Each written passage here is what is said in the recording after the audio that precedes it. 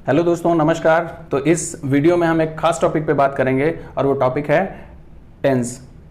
हम कभी भी बात कर रहे होते हैं, हिंदी में बात करें या अपनी किसी भी लैंग्वेज में बात करें, हम एक पर्टिकुलर समय को एड्रेस कर रहे होते हैं। टेंस का मतलब क्या होता है? काल। और काल क्या होता है? ये होता है समय। ठीक है, काल समय होता है। अब हम देखेंगे कि समय को कितने भागों में विभाजित किया जा सकता है। तो मुख्यतः इसको 3 भागों में विभाजित किया जा सकता है। एक कहते हैं वर्तमान काल, जो अभी चल रहा है। एक हो गया भूतकाल, जो बीत गया है। और एक हो गया भविष्यकाल, जो आने वाला है। तो इनको हम थोड़ा आसान तरीके से समझने के लिए क्या करते हैं कि आप मान लीजिए आप ये हैं, आप किसी रास्ते पर जा रहे हैं और ये आपका हो गया रास्ता। ठीक है, तो आप यहां से चले थे, आपको यहां तक जाना है। ठीक, या आपको नहीं पता कहां तक जाना है, आपको बस इस पे चलना है। ठीक, मान लीजिए यहां जहां से आप चले थे, यहां से आपका यहां तक का सफर जो है, जहां पर आप हैं, इसको क्या कहा जाएगा? इसको हम पास्ट कह सकते हैं। ठीक, आप जहां पे हैं इसको क्या कह सकते हैं? प्रेजेंट कहते हैं। ठीक, आप जितना रास्ता तय करने वाले हैं भविष्य में, उसको क्या कहेंगे? फ्यूचर कहेंगे। ठीक, तो इसी एनालॉजी के साथ में समय के बारे में भी आप सोच सकते हैं कि मान लीजिए जब से आपको याद है तब से लेकर के आज तक जो भी चीजें घटित हुई आपके जीवन में, जो भी चीजें घटित हुई अभी 2 सेकंड पहले तक या अभी तक, ठीक है, वो सारी चीजें आपका पास्ट हो गया। जो समय आने वाला है आगे, वो आपका फ्यूचर हो गया। और जो अभी चल रहा है तत्काल, उसको हम प्रेजेंट कहते हैं। ओके, तो इस एनालॉजी से मुझे ऐसा लगता है कि आपको ये समझ में आ गया होगा कि समय क्या होता है और इसको 3 भागों में कैसे विभाजित कर सकते हैं।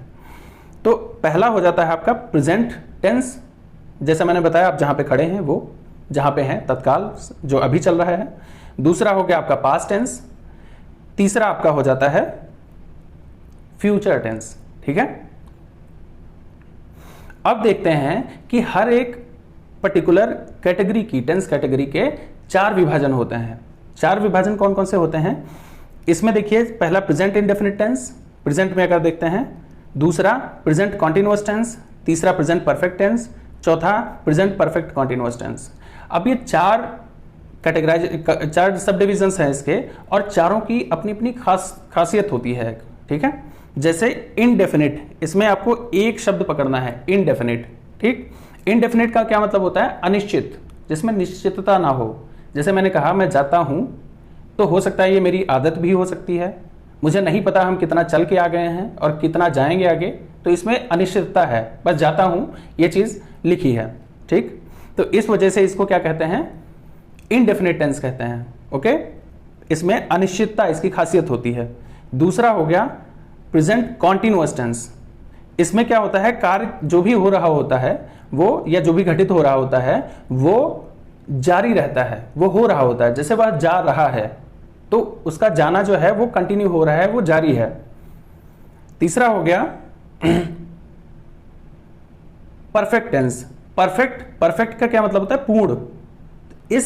इस टेंस में क्या होता है कि कार्य जो भी हो रहा होता है वो पूरा हो चुका होता है। जैसे वह बाजार जा चुका है, तो यहां पे उसका बाजार जाना पूरा हो चुका है। ठीक है, ऐसे ही परफेक्ट कॉन्टिन्यूअस जो होता है, उसमें कार्य जारी भी रह रहा होता है और कुछ कार्य पूरा भी हो चुका होता है। जैसे मान लीजिए वह सुबह से खेल रहा है, तो सुबह पहले हुई होगी, जाहिर सी बात है।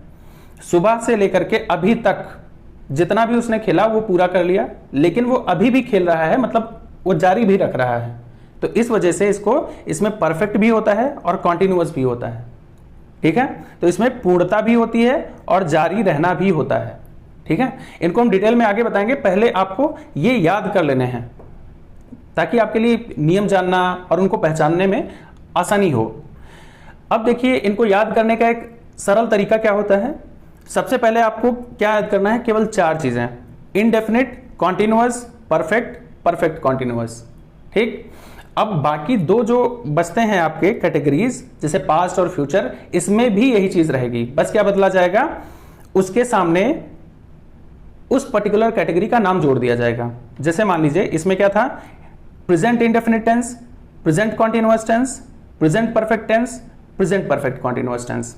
ठीक इसी तरीके से इसमें देखिए पास्ट में पास्ट इंडेफिनिट टेंस, इंडेफिनिट पहला जो है वो इंडेफिनिट ही कहा जाएगा, दूसरा जो है कॉन्टिन्यूअस ही कहा जाएगा, तीसरा परफेक्ट ही रहेगा, चौथा परफेक्ट कॉन्टिन्यूअस ही रहेगा। बस क्या होगा, पहले का जो है वर्ड वो पर्टिकुलर कैटेगरी का नाम होगा, जैसे past indefinite tense, past continuous tense, past perfect tense, past perfect continuous. उसी तरीके से फ्यूचर में भी future indefinite tense, future continuous tense, future perfect tense, future perfect continuous tense. अब देखिए इनमें भी ये चारों की कैरेक्टरिस्टिक्स सेम है, अनिश्चितता इंडेफिनिट की, जारी रहना कॉन्टिन्यूअस की, पूर्णता परफेक्ट की, और पूर्णता और जारी रहना ये परफेक्ट कॉन्टिन्यूअस की, और ये सेम ही रहेगी चारों में। ठीक है, जैसे इनमें है। अब आपको आसानी से याद करने के लिए क्या करना है, केवल 4 नाम याद करने हैं, 4 वर्ड्स याद करने हैं। पहला इंडेफिनिट, दूसरा कॉन्टिन्यूअस, तीसरा परफेक्ट, चौथा परफेक्ट कॉन्टिन्यूअस। फिर से ये प्रेजेंट में भी यही रहेगा, पास्ट में भी यही रहेगा, फ्यूचर में भी यही रहेगा। तो इस तरीके से क्या हो जाएगा, present indefinite tense, present continuous tense, present perfect tense, present perfect continuous tense, past indefinite tense, past continuous tense, past perfect tense, past perfect continuous tense, future indefinite tense, future continuous tense, future perfect tense और future perfect continuous tense. इस तरीके से ये tenses के नाम आपको जरूर पता होने चाहिए, ताकि हम 1 बाय 1 जब आपको पढ़ाएंगे ये टेंसेस तो आपकी समझ में आसानी से आए और उनके रूल्स वगैरह आपको याद रहें। हम आपको एक चार्ट बना करके भी दे सकते थे, लेकिन वो फिर आपको सारी ग्रामर की बुक्स वगैरह में या कहीं भी ऑनलाइन आपको मिल जाता है। लेकिन हम चाहते हैं कि आपको स्टेप बाय स्टेप लेकर के चलें, ताकि आपके लिए याद रखना और उनकी प्रैक्टिस करना वगैरह सब कुछ आसान रहे थोड़ा सा। ठीक है, तो चलिए आज हम एक टेंस को पढ़ेंगे, उसको जानेंगे क्या उसकी खासियत होती है, कैसे पहचानते हैं उसको। ठीक है, तो पहला टेंस कौन सा होता है, सबसे पहले हम पहला टेंस होता है प्रेजेंट टेंस। ठीक है, तो उसमें प्रेजेंट टेंस में पहला कौन सा आएगा, प्रेजेंट इंडेफिनिट टेंस। जैसा हमने क्या बताया था, इसकी खासियत क्या होती है, अनिश्चित काल होता है ये। ठीक है, वर्तमान अनिश्चित काल। तो इसमें एक अनिश्चितता होती है कि काम कितना हो गया है, कितना बाकी है, ये हमको नहीं पता। ये इंसान की आदत है जो वो कर रहा है, या वो यूं ही कर रहा है, ये भी हमको नहीं पता। ठीक, हमें कुछ नहीं पता होता है, बस हमें ये पता होता है कि वो करता है बस।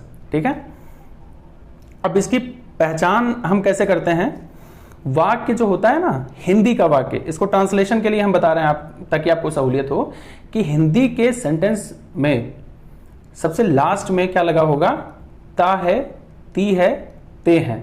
ठीक है, जैसे वह आम खाता है, खाना, खाना ये क्रिया हो गई वर्ब, और इसमें ता लगता है, जैसे वह आम खाता है।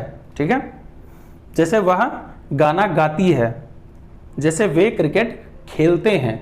तो ता है, ती है, ते है जिस वाक्य के अंत में लगे होते हैं उसे प्रेजेंट इंडेफिनिट कहा जाता है। ठीक, तो ऐसे आप पहचानोगे, जब तक पहचान नहीं होगी तब तक आप कैसे उसमें उसके नियम फॉलो करोगे, कैसे उस टेंस को करेक्टली आप इस्तेमाल कर पाओगे अपने ट्रांसलेशन में। अब देखते हैं इसकी सहायक क्रिया क्या होती है। हर एक टेंस की ना एक सहायक क्रिया होती है जो वर्ब के पहले इस्तेमाल की जाती है ना। तो इस वजह से हमको सबसे पहले क्या जानना है कि सहायक क्रिया क्या होती है प्रेजेंट इंडेफिनिट टेंस की। इसकी सहायक क्रिया 2 होती हैं, डू और डज। डू का इस्तेमाल किसके साथ किया जाता है, जब कर्ता बहुवचन का होता है, बहुवचन का, जिसको इंग्लिश में क्या कहते हैं, प्लूरल सब्जेक्ट जब होता है तब डू का प्रयोग करते हैं। जैसे they do not play cricket, way cricket नहीं खेलते हैं। इसी तरीके से जब सिंगुलर होता है सब्जेक्ट, जैसे वह अकेला है और वे बहुत से थे, तो वह क्रिकेट नहीं खेलता है, he does not play cricket. ठीक है, तो यहां पे डज का प्रयोग करेंगे जब सिंगुलर होगा, ये ध्यान रखिएगा। वर्ब की कौन सी फॉर्म का प्रयोग करते हैं ये भी बहुत जरूरी होता है, क्योंकि हर एक टेंस के हिसाब से वर्ब की अलग अलग फॉर्म्स डिमांडेड होती हैं, उनकी जरूरत होती है, उनका इस्तेमाल किया जाता है। तो इसमें वर्ब की केवल फर्स्ट फॉर्म का इस्तेमाल किया जाता है। ठीक है, फर्स्ट फॉर्म। वर्ब की 3 फॉर्म्स होती हैं और चौथी फॉर्म आईएनजी फॉर्म होती है, उसको चौथी फॉर्म भी कहते हैं और आईएनजी फॉर्म भी कहते हैं। ठीक है, तो 3 फॉर्म्स मेन होती हैं जिनको आपको याद करना होता है, जैसे go, went, gone, learn, learned, learned, इस तरीके से, ठीक है। तो वर्ब की 3 फॉर्म्स आप जरूर याद किया करिए, अपनी ग्रामर बुक में वगैरह वगैरह जहां भी दी हो उनकी 3 फॉर्म्स ही हमेशा याद किया करें, तो आपको सहूलियत होगी ट्रांसलेशन में। अब एक नियम इसका देख लेते हैं क्या, कि अफर्मेटिव सेंटेंस में सहायक क्रिया का प्रयोग ना करके यदि सब्जेक्ट सिंगुलर है तो वर्ब की फर्स्ट फॉर्म में एस या एस जोड़ देते हैं, और यदि सब्जेक्ट प्लूरल है तो केवल वर्ब की फर्स्ट फॉर्म लिख दी जाती है।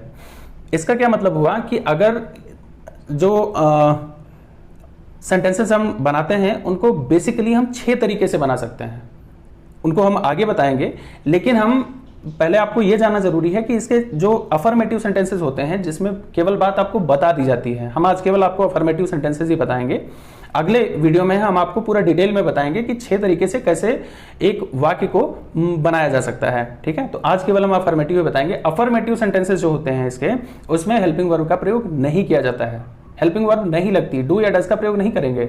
उसमें क्या किया जाता है कि यदि कर्ता एक वचन का है, मान लीजिए वह आम खाता है, ठीक, तो एक वचन, वह अकेला है ना, तो वह आम खाता है, तो इसमें ईट माने खाना होता है ना, तो ही ईट्स मैंगो, ठीक है। तो एस जोड़ देंगे इसमें, ईट्स में एस जोड़ा जाएगा, ठीक, ईट के साथ में एस जोड़ दिए तो ही ईट्स मैंगो, ठीक है। अब मान लीजिए वह अकेला कहीं जाने के बारे में कहा जा रहा है, उसके बारे में, ठीक, तो कैसे कहेंगे, वह जाता है, तो ही गोज, गो का गोज हो जाएगा, उसमें ई एस जोड़ दिया जाएगा, ठीक है।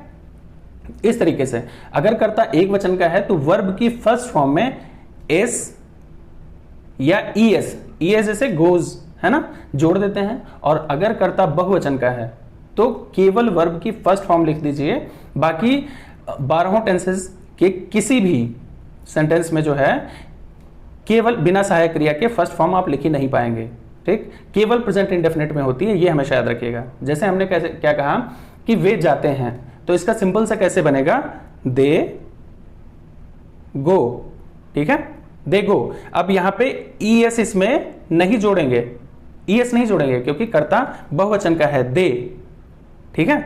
तो इस वजह से क्या होगा, ये दे गो, ठीक है। अब चलिए कुछ हम आपको वाक्य बताते हैं इसके, जिन्हें आप प्रैक्टिस कर सकते हैं। वह खाना खाता है, आप इसे ट्रांसलेट कर सकते हैं अपने आप बिना देखे, कोशिश कीजिए। तो ही सब्जेक्ट जो है इसका एक वचन का है, ही, वह अकेला होता है, तो ही ईट्स, ईट का ईट्स हो गया, he eats the food. Way cricket खेलते हैं, ठीक। अब यहां पे वे, इसमें कर्ता कौन है, करने वाले, जो काम कर रहे हैं वो हो गए दे, कर्ता सबसे पहले लिखा जाता है दे, उसके बाद में अगर हेल्पिंग वर्ब का इस्तेमाल होना है तो वो होगा, नहीं होना है तो फिर सीधे आप वर्ब पे आ जाते हैं। तो अगला क्या हुआ, प्ले, दे प्ले, यहां पे प्लेज क्यों नहीं हुआ, क्योंकि कर्ता बहुवचन का है, ठीक है, दे प्ले क्रिकेट। अगला देखिए, हम विद्यालय जाते हैं, हम, मैं अकेला, और हम जब कहेंगे तो बहुवचन हो जाता है, ठीक है। तो we go to school, we go to school. ऐसे अगर आई भी हो ना तो आई को भी बहुवचन में ही काउंट करते हैं, तो आई गोज टू स्कूल नहीं होता, आई गो टू स्कूल ही होता है। वी गो टू स्कूल क्योंकि कर्ता जो है वो बहुवचन का है। आगे देखिए, राम पत्र लिखता है, राम एक वचन है, तो राम राइट्स, यहां पे क्या जोड़ा आपने, एस जोड़ दिया, राइट्स अ लेटर, ठीक है। अब आपके लिए हम कुछ वाक्य दे रहे हैं 4, वो आप खुद से बनाने की कोशिश कीजिए। अगर आपको सही लगे तो आप कमेंट बॉक्स में टाइप भी कर सकते हैं, और बाकी हम उम्मीद करते हैं आपको ये टेंसेस की कैटेगरी समझ में आई होंगी, आपको प्रेजेंट इंडेफिनिट टेंस भी समझ में आया होगा। अब अगले वीडियोस में हम बात करेंगे आगे वाले आने वाले 11 टेंसेस की, और उम्मीद करते हैं कि आपको हमारा वीडियोस इंफॉर्मेटिव लग रहे होंगे और आपको आसानी से समझ में आ रहा होगा। अगर आपको हमारा कंटेंट पसंद आता है तो आप हमारे वीडियोस को लाइक कर सकते हैं, और अगर आप हमारे चैनल पर नए हैं तो इसे सब्सक्राइब जरूर कर लीजिए। चलिए मिलते हैं अगले वीडियो में, तब तक के लिए नमस्कार।